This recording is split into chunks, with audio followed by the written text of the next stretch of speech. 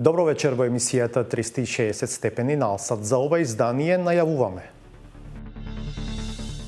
ЕВН Електрани ангажирале независна ревизија да го истражува случајот со преплатените парцели за соларни електрани. Во меѓувреме скандалот се шири. Откриваме шемата од Делчево пресликана и во Берово. Шарпланина, можен ли е туризам со ѓубре насекаде? Кога излегуваме од викенд на селбата, прва не удира оваа слика. Neve, si vizitor, do të hyrja për këtë katon të vogël janë beturinat. Битолски баир на преминот од една кон друга локална власт. Ништо, гласојте ги даваме, не лажа, вамо, тамо, а ништо не ни прат. После 4 години ќе го видиме баир урбанизиран. Дај Боже. Северна Македонија почнува ново поглавје од реформата во безбедносно-разузнавачката заедница. Practice so far has shown that there are still some gaps, in the legislation, and these gaps they need to be filled. Ние инсистираме на контроли затоа што тоа е единствениот начин на кој можеме да докажеме на јавноста дека се согласно закон и се под контрола. Се надевам дека ова е доволна причина да останете со нас и по рекламите. Се гледаме за кратко.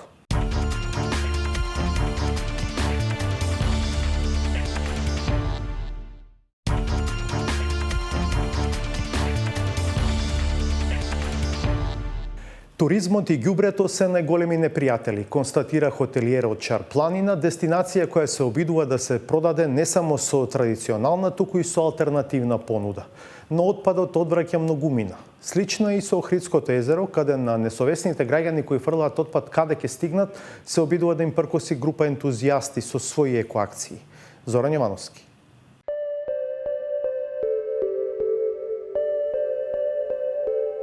Попова шапка е име на врв и на туристичкиот центар на една од најживописните планини во земјава – Шарпланина.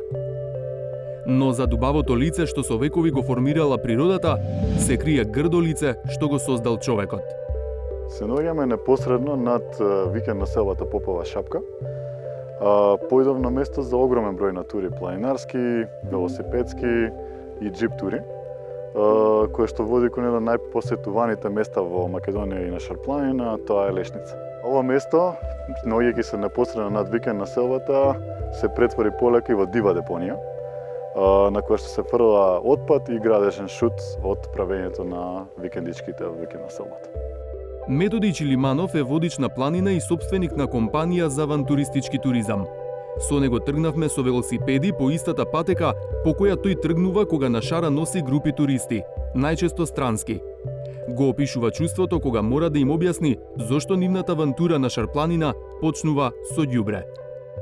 Кога излегуваме од викенд на селбата, прва не удира оваа слика и се обидуваме да ги заговориме луѓето, да им објаснуваме други работи, за да го оттргнеме вниманието од ова, но секако тоа е многу тешко, бидејќи самата депонија расте, се повеќе и повеќе.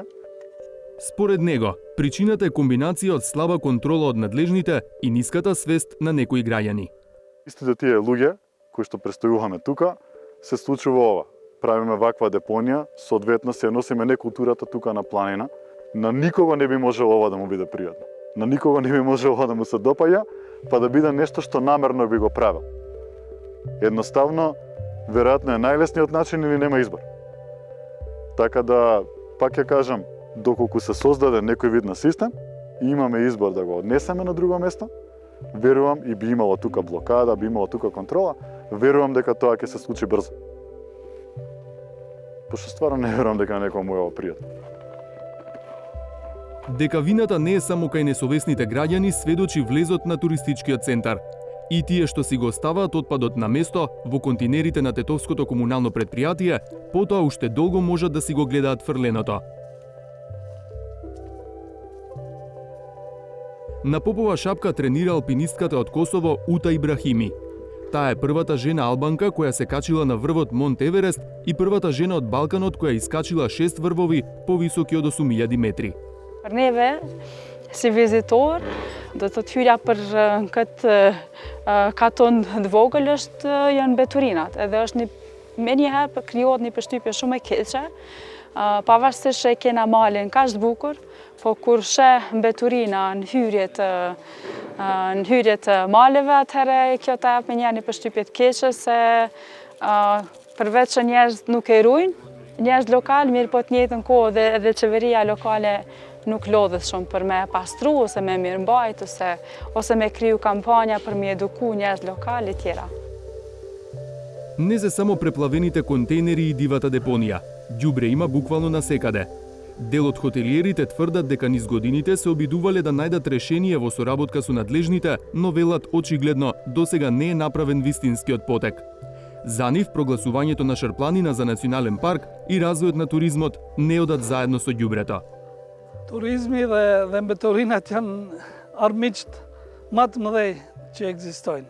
Vërtet sfida e parë që duhet të bëjmë, organet e komunës, drejtoria e malit Sharë, cila është për park kombëtar, ne, hotelierët, gastronomët, farmerët, bujqit, blegtorët, ne jemi ata cilët tash për moment jemi të bë historinë e re të rajonit. Prandaj edhe duhet të jemi shumë të kujdesshëm me mbeturinat.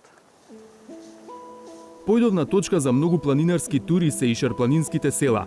Меѓу нив е Вејце. Овде природата во есен е вистински уметник, но само на падините што не се населени. Штом се дојде до куќите, сликата веднаш е поинаква. Дефинитивно дека сликата е, ајде да кажем, може стратна е, може би прегрубо да се каже, но навистина имаме ѓубре. Не е некој ѓубре кој што не може да се реши, добро е што може да се реши, го имаме насекаде. Најчесто се во руралните средини каде што се обично стартни позиции за планинарски тури кон одредена дестинација. Јован Божиновски, кој е планинар и професионален водач на планина, смета дека во дел од шарските села проблемот се јавува поради немањето организиран систем за собирање отпад, па тој се фрла на селското ѓубриште. Треба да има канти за отпад, место каде што ќе се фрла тој отпад. Значи тоа е едната работа. И така полека, кога низ генерации ќе се научат дека локалното население треба да се фрла отпад од тука, кога ќе има еден задолжен човек можеби од тоа место да биде, да кажем, одговорен на некој начин да ги усмерува луѓето, да им објаснува зошто тоа се случува така, се тоа може да се организира. Тоа е она што после тоа со генерации ќе јави, одреден период, нормално дека треба да помине, ќе јави со резултат и нема да се случува она што ни се случува после и подлабоко во планините.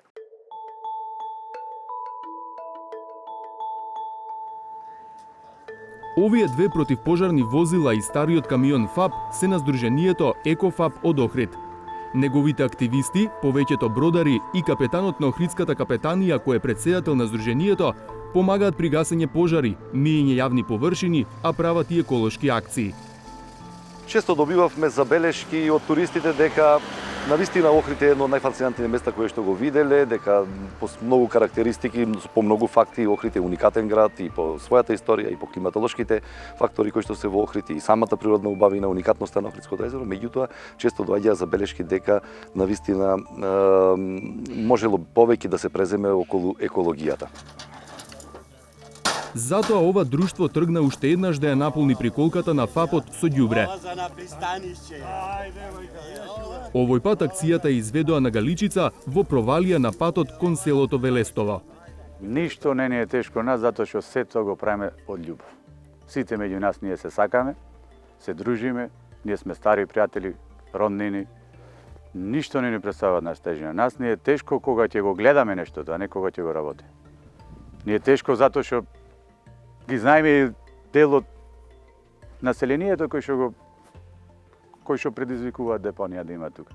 Жално е некој кога имал пари да реновира во својот дом, не знам колку илјадници денари или евра, а да не може, ето за 1000 денари, да може на депонија да биде изнесен отпад.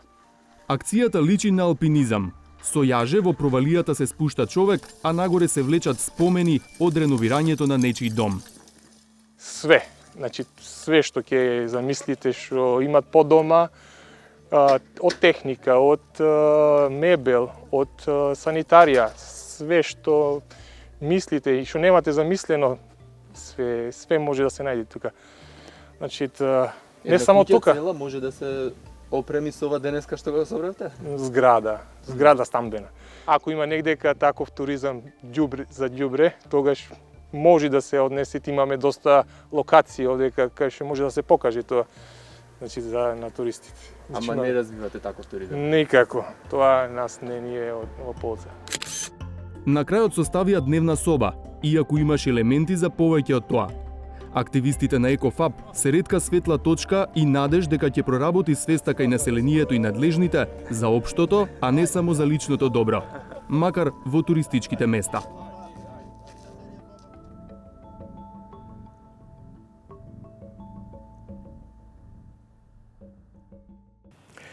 Ева на електрани во Берово пазарила ниви за соларни електрани по цени 40 пати повисоки од пазарните.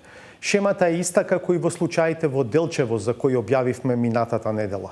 Физичко лице добива на подарок парцели што чинат 15 до 20 денари за квадрат и по само неколку дена ги продава на Ева на електрани за 800 денари за квадрат. Сите инволвирани се или членови на ВМРО ДПМН или имаат блиски врски со партијата. Од Ева на електрани велат дека сами ангажирале независна ревизија која ќе работи паралелно со предистрагата што ја водат финансиската полиција и обвинителството. Петар Клинчарски истражува на темата. Делчево не е единствената општина во која поединци добивале ниви на подарок за само неколку недели подоцна да ги продадат на Ева на електрани за 40 пати поскапо од пазарната цена. 360 степени откри иста шема и во Берово. Околу месец дали такова нешто? Скоро е. Од онаа страна гледано е. Приказната е следна. Бизнисмен од Пехчево добил на подарок повеќе од 20.000 метри квадратни земјоделско земјиште во Беровско со пазарна вредност од околу 20 денари за квадрат. Брзо потоа склучил договор за продажба на нивите на Ева на електрани по цена од околу 800 денари за квадрат. Но случајот во Берово има една разлика во споредба со оние од Делчево. Трансакцијата и купопродажбата не е се уште реализирана. Финансиската полиција и обвинителството и понатаму не споделуваат детали. Кој е осомничен за шемата, каде завршил ќарот од сделките и дали дел од него може би се користел за нелегално финансирање и изборна кампања.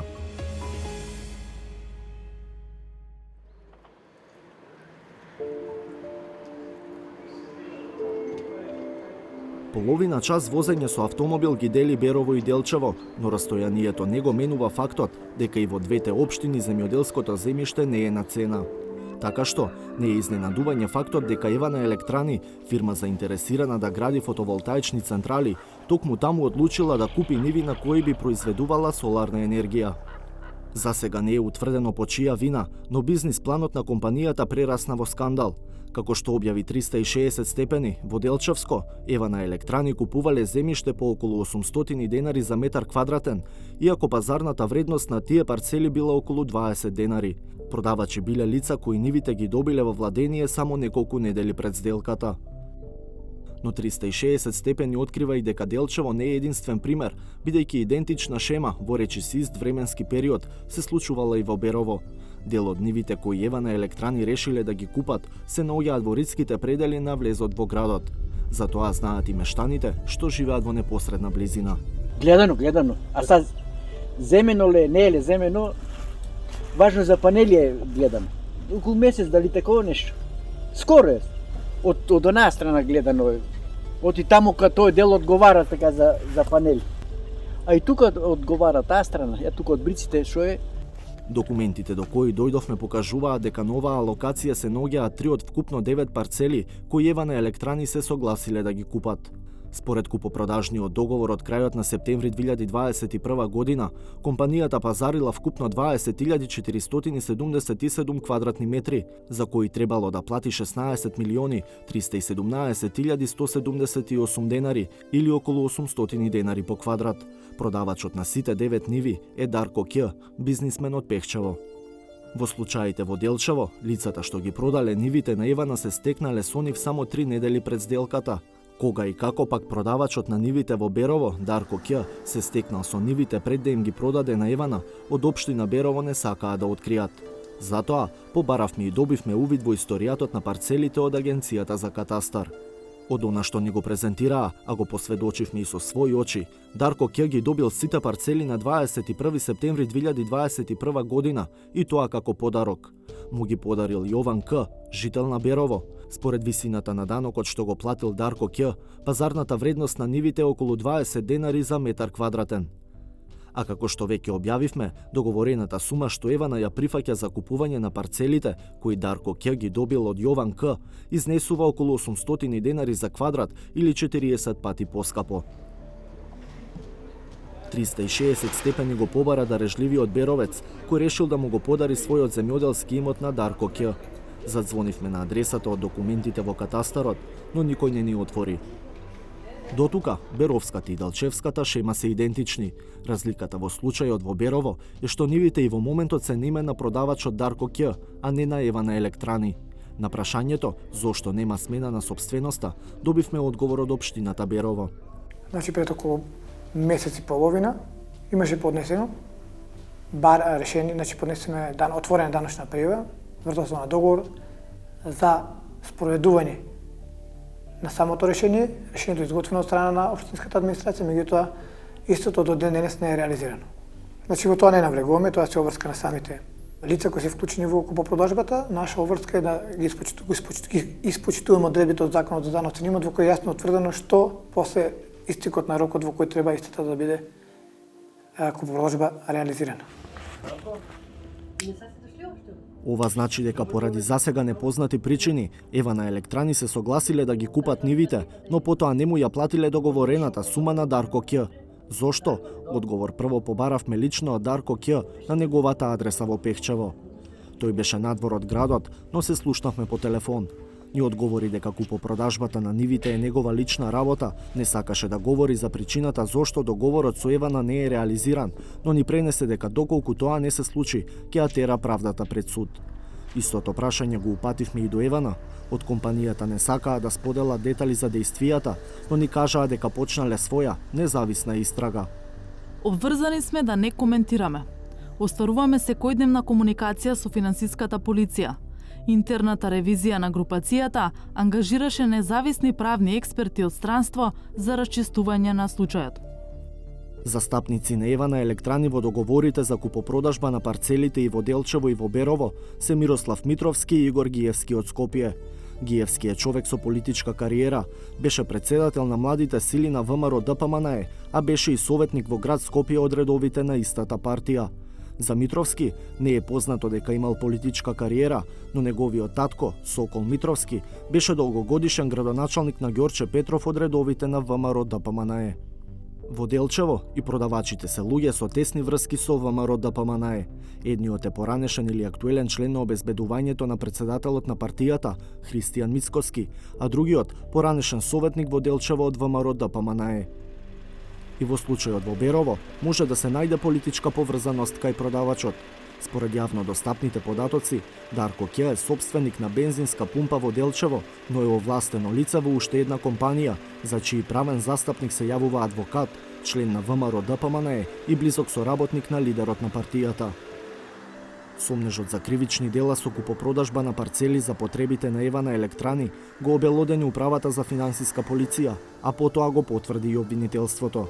Институциите засега не откриваат детали, како на пример, дали Делчево и Берово се дел од иста предистражна постапка.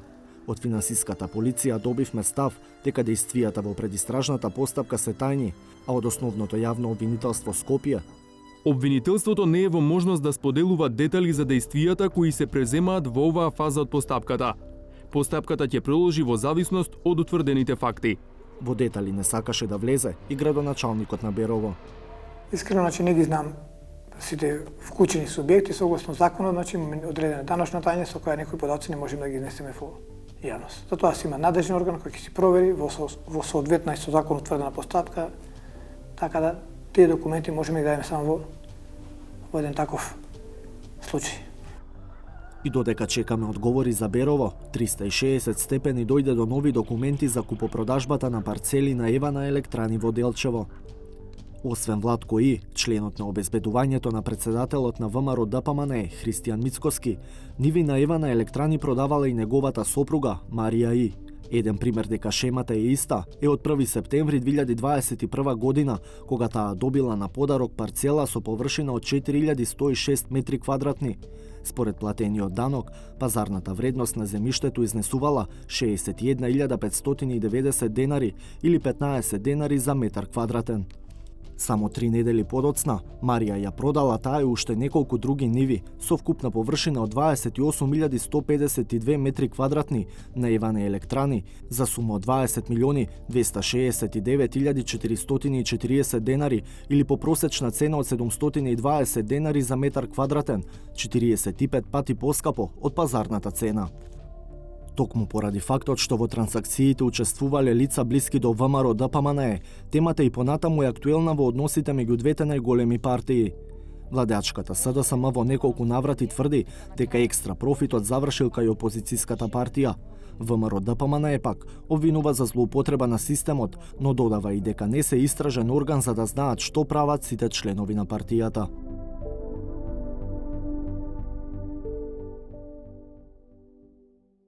Во период на транзиција од една кон друга локална власт, во битолското ромско мало Баир, едно од најсиромашните места во земјава, нема оптимизам за промени на подобро. Незадоволни од претходната градоначалничка, за која велат дека ветила многу за населбата, а не направила речиси ништо, локалните жители не го дочекуваат со многу надежни новиот градоначалник. Тони Коњановски пак тврди дека нема да ги заборави. Ирена Каревска известува.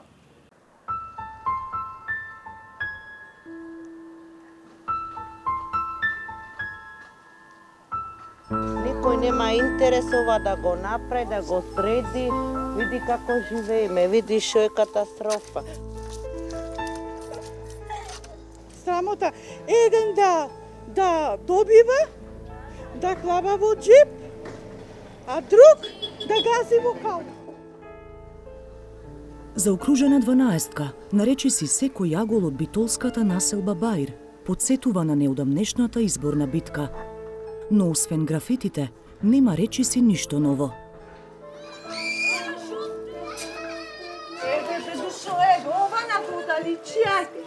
Не е живот тоа. Пред една година, во врвот на епидемијата со COVID-19, 360 степени го посети едно од најсиромашните места во земјава, ромското мало Баир во Битола. Нека земи малце владата мерки, како сите што живеат, сакаме и ние така да живееме ромите. Денеска сме на истото место. Не е ни сменато, ни ништо, самите гледате, самата јавност нека видит. Значи ова не е живот, ова нека се реши една за секогаш, барем нека ни да некој станој, барем да можеме луѓето да си живееме како што треба. Населбата и натаму е без вода, струја и канализација, а импровизираните живеалишта остануваат можен извор на зараза. Помина изборите, толку готово. Пак ние остануваме на средина, во кал остануваме и цел живот вака ќе бидеме овде. Иако е сместена речиси во срцето на Битола, ромската населба Баир со децении како да е одсечена од градот. Тука државата како да е речиси целосно одсутна, а заедницата функционира по своји интерни закони. Сиромаштијата сејде го има, и дрогата го има, и проституцијата во цел свет го има. И не можам да кажам дека него нема во нашето мало, во Баирско. Значи ова е дефинитивно хаос. 25 години сум јас тука. Секогаш вака било? Секогаш вака било. Ништо, гласојте ги даваме, не лажа, мамо, тамо, а ништо не ни прат. Меѓу ретките новости на Баир е свежо поставениот песок на еден од тесните калливи сокаци. Дојде од една партија, не знам ка партија беше туреа, овден малце тампонче, онден дупки кал, вода, па потаму малце тампонче, она е срамота што си играат со нас. Игнасота. Верувајте, ние ништо не сме некој отпадок кој не замислуваат како една стока. Првиот проблем што треба да се реши на Баир е урбанизацијата. Например, едно од најсиромашните места, познато како Картон Сити, веќе напразно го носи својот епитет. Низ годините, картонските куќички станаат цврста градба, без план и контрола. Идејата дека Баир треба да се урбанизира обично заживува пред избори, но досега не ја спроведе никој. Другата претходната што направи градоначалничка за Баир? Ништо, таја само празна ветува и не ни даде. Сега овај не знам пак. Чекај, сега и влезам во власт, ќе видиме понатак. Сега нема да и критикам тие едната и другата партија, да ти кажам право, никој само да фаќат поани седиште. И поубаво за ним да му биде. Бидејќи Баир не им е приоритет на актуелните големи партии, Ремзи Медик, кој доаѓа од невладиниот сектор, решил да настапи на локалните избори како носител на независна советничка листа. Мораме на некој начин ние проблемите и решенијата да ги најдуваме, пошто ние се соочуваме со тие проблеми. Тоа ви доаѓа исто како мене ме боли забот, вие да одите на стоматолог. Значи, ние мораме на некој начин да придонесиме. Секоја недела да врви камион и да го собира ѓубрето. Иако е задоволен од одзивот, Медик не доби доволно гласови за да влезе во општинскиот совет. Причината смета е долгогодишен проблем – притисоци врз гласачите роми. Ако не гласате за нас, нема да ги исполниме барањата од типот на вода, асфалтна улица, од таков тип.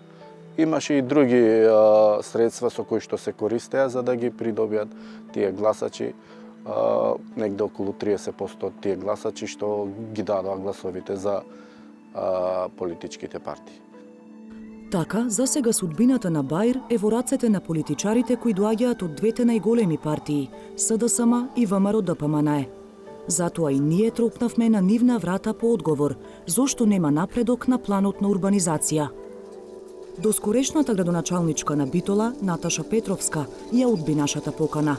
За време на нејзиниот мандат, највидливиот проект беше изградбата на заштитен зид на делот од регионалниот пат кон Ресен, кој минува покрај Баир.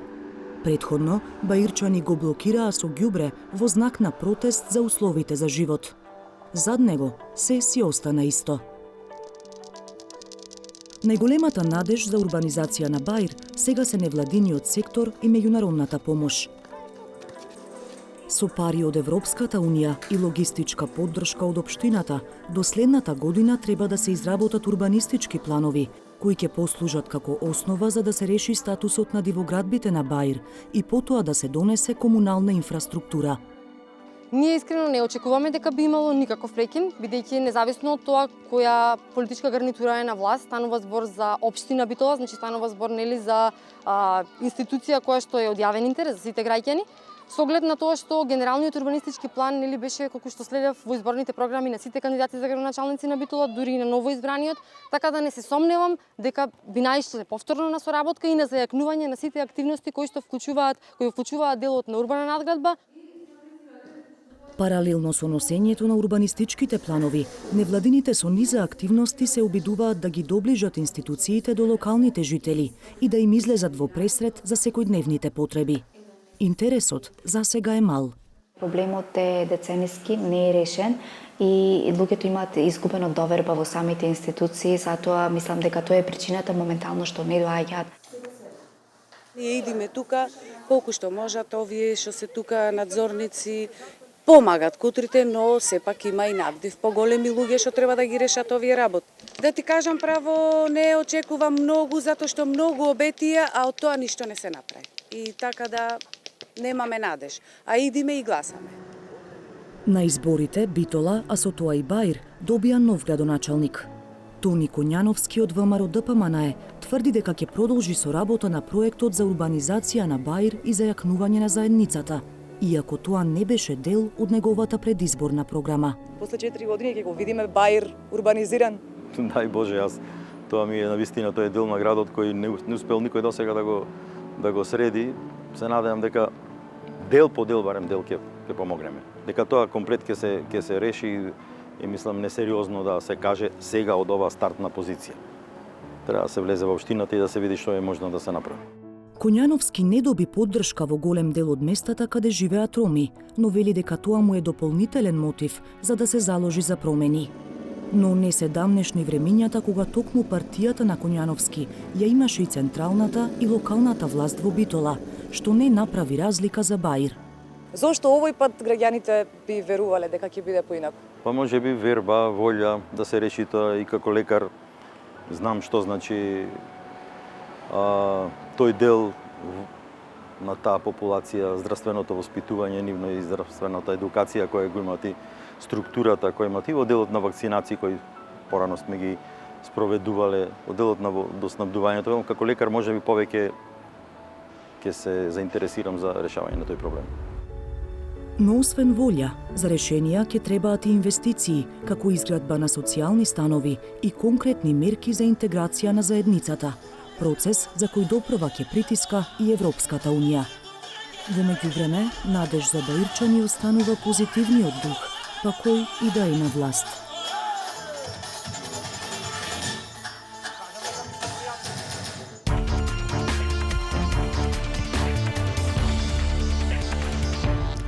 Реформата во безбедносно-разузнавачката заедница, иницирана по скандалот со масовното нелегално прислушување, донесе одредени резултати, но е далеку од заокружена.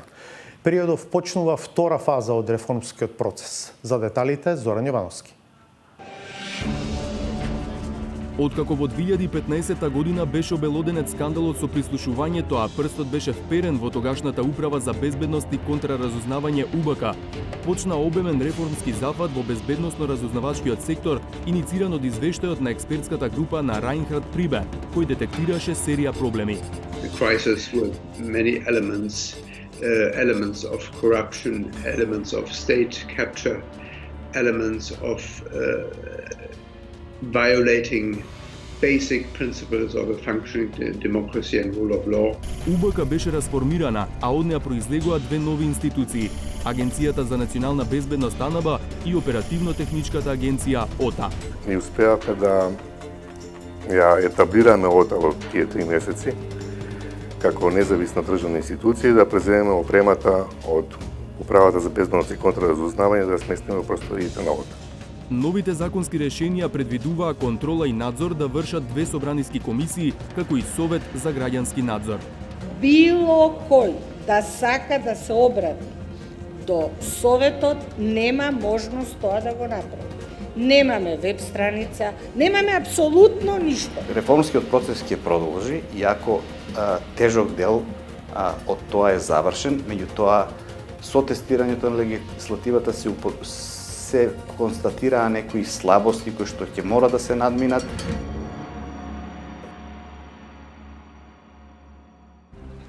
Северна Македонија почнува ново поглавје од реформата во безбедносно-разузнавачката заедница. Менторот е ист како и во првата фаза – Женевскиот центар за управување со безбедносниот сектор ДИКАВ, со поддршка на Министерството за надворешни работи на Холандија, Швајцарската агенција за развој и соработка, Шведската агенција за меѓународна развојна соработка и Европската Унија. Целта е во периодот 2021-2026 година да се надминат слабостите што досега се појавија и празнините што останаа. ДИКАВ ја продолжува соработката со партнерските институции, меѓу кои и Академијата за суди и јавни обвинители Павел Шатев. Академијата учествуваше во изработка на прирачник со стандарди, како и кога да се користат последните истражни мерки ПИМ, без при тоа да се нарушат човековите права. Ние имаме наши тренери кои што се обучени за оваа работа, значи во принцип тоа се суди и јавни обвинители, кои што се подготвени понатаму да ги шират тие сознанија на ниво на целата држава, бидејќи цел е да се стандардизираат постапките и да сите професионалци кои што го реализираат тоа да можат да го остварат на еден соодветен, идентичен, стандардизиран начин. Договор за соработка за втората етапа од реформата беше потпишан и со Оперативно-техничката агенција ОТА, која функционира веќе 3 години. Самата институција беше формирана во првата фаза од реформата и произлезе од расформирањето на некогашната УБК. Директорот Зоран Ангеловски вели дека кај нив привршува еден од клучните процеси – дигитализацијата. Овој тип на дигитализација во голем дел ќе го структурира целиот тој процес, ќе му даде на стабилност и сигурност на системот, во исто време ќе го направи полесен за контрола. Контролата и надзорот врз институциите овластени за следење на комуникациите за Ангеловски се полето на кое треба да се работи во следниот период. ние инсистираме на контроли затоа што тоа е единствениот начин на кој можеме да ја докажеме на јавноста дека се е согласно закон и се е под контрола. Собранието е меѓу клучните институции во овој дел, па од тука и неговата улога и во новата фаза од реформата. Токму трите собраниски комисии за одбрана и безбедност, за надзор над работата на Агенцијата за национална безбедност и Агенцијата за разузнавање, како и Комисијата за надзор над спроведувањето на мерките за следење на комуникациите, треба да осигураат дека институциите законски следат комуникации. Последната Комисијата за надзор над спроведувањето на мерките за следење на комуникациите, согласно закон, треба да ангажира двајца експерти кои на членовите на ова тело ќе им дадат стручна поддршка при вршењето надзор. Но вакви експерти се уште не се избрани и ангажирани. Во собранието не функционира ниту така наречената заштитена или глува соба, во која членовите на овие комисии ќе можат да имаат состаноци од доверлив карактер. По потпишувањето на меморандумот за разбирање, од собранието излегоа со соопштение за јавноста. Председателот Џафери се осврна на придобивките од соработката со ДИКАВ во рамки на програмата за реформи во разузнавачкиот сектор во Република Северна Македонија и искажа уверување дека заштитената соба во собранието ќе се операционализира во најскоро време, со што целосно ќе се стави во функција опремата набавена во рамките на програмата. Како дел од реформата, собранието во 2019 година формираше Совет за граѓански надзор, тело кое на барање на кој било граѓанин може да провери дали тој е следен и дали е тоа законски. Но освен просторија, претседател и членови, Советот не доби ништо друго и не профункционира до денес. Тој процес е во некаков застој. Мислам дека би било добро да тоа се покрени, да тоа како тело се етаблира. Во делот на контролата од другите институции имаме соодветна соработка и со судовите и со обвинителствата, со Агенцијата за заштита на лични податоци, исто така со Дирекција за безбедност на класифицирани информации. Но секогаш може таа соработка да биде и контрола да биде и по-честа и по-ефикасна. Менторите од ДИКАВ се на слична линија. Practice so far has shown that there are still some gaps, in the legislation, and these gaps, they need to be filled. Practice has also shown that the institutions, they don't always work as smoothly as we would like them to work. So that also needs to be improved. There needs to be capacity that we want to build, or DCAF, we want to help it build. Договорите за соработка со Академијата за судии и јавни обвинители и со ОТА, како и меморандумот за разбирање со собранието, се првите што ДИКАВ ги потпиша во рамки на програмата, а ќе следуваат и други. Целта е транспарентен и отчетен безбедносно разузнавачки сервис кој е на линија на заштита на човековите права и на интересот на општеството. Овде не е крајот, ќе одиме на уште една пауза по која ве поканувам да ја одгледаме новата саботажа.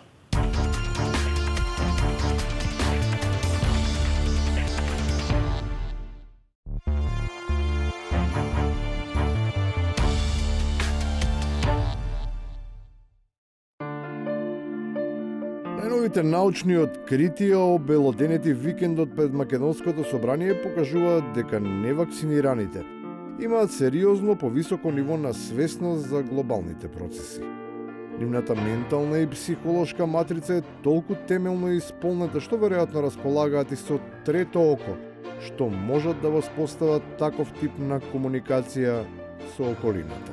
Вчера, на полна месечина, повторно правеа ритуали, дојдоа хеликоптерите на мешетарите и прават во Охрид во светиот град. Така е запишано дека блудство ќе донесат во светата земја. Овие засега непознати и за жал се уште недокажани сознанија за влијанието на воздухопловите и на вакцините против ковид, восстановени врз основа на посебната врска со некои виши сили. Според дополнителното објаснување, се само исполнување на библиското пророштво.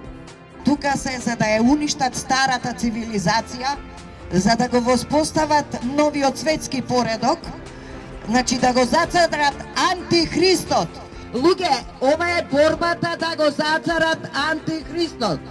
Среќа што на овој собир, капацитетот за разбирање на тие кодови и шифри со кои лично се служи на тема го е на завиден стадиум.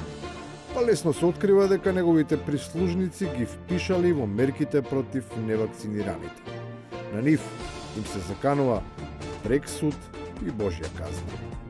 А тие што ги заговараат и спроведуваат сите овие мерки, тие сатанистички, фашистички слуги, многу брзо ќе се најдат пред лицето на правдата и дебело ќе одговараат за сето ова. Тоа да им биде јасно.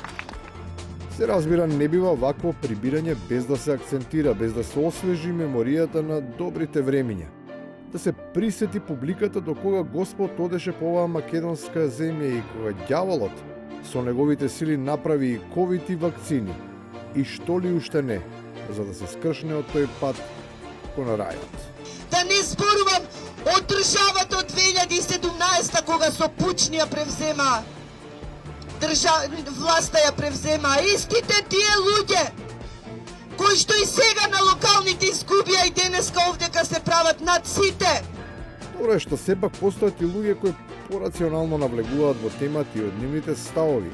Станува до некаде појасно кои се причините поради кои е измислена пандемијата.